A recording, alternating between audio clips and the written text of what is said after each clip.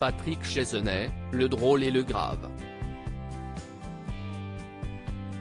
Si est-il de cette manière que le Figaro vient de titrer le portrait qu'il consacre au célèbre acteur. Dans ce papier, l'époux de Josiane Stollerus se met à nu, et s'exprime notamment sur cette expérience traumatisante qui a récemment secoué sa vie. À savoir sa contamination à la Covid-19. C'était il y a 3 ans quasiment jour pour jour.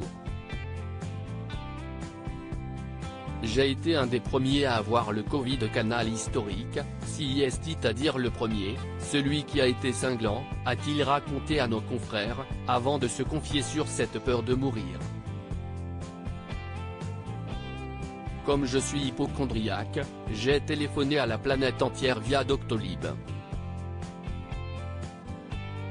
Je flippais car je me demandais quand et surtout si j'allais m'en sortir.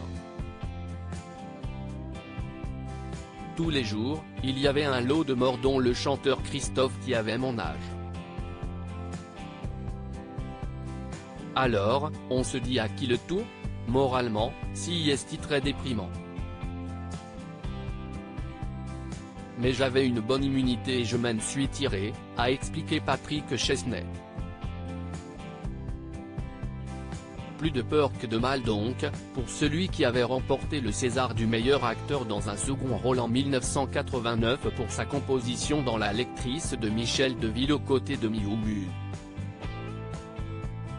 Gêné face à Naomi Watts au cours de cet entretien, il s'est également exprimé sur Lettres d'excuses, édition L'Archipel, cet ouvrage qu'il vient tout récemment de publier et dans lequel il s'adresse à toutes celles et ceux qu'il a pu heurter ou blesser à cause de ses faits et gestes.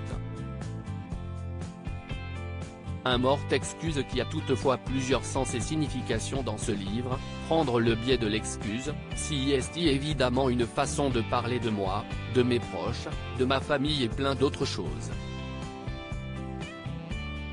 Par exemple, je m'excuse auprès du soleil, du jazz, des voitures de la marque Fiat, du Covid. Un ouvrage dans lequel plusieurs grandes personnalités sont concernées, donc la célèbre actrice britannique Naomi Watts. Cette dernière a un jour en effet fait l'objet de remarques déplacées de la part de l'acteur et d'un scénariste brésilien qui, autour dîner auquel participait également la star anglophone, détaillait les promesses érotiques de la muse de David Lynch. Mais Patrick Chesney et son voisin de table, conversant en français, ne s'étaient pas rendu compte que l'actrice parlait la langue de Molière, et qu'elle a donc parfaitement compris ce qu'il disait sur elle. Une mauvaise expérience qu'il a sans doute vécue comme une leçon.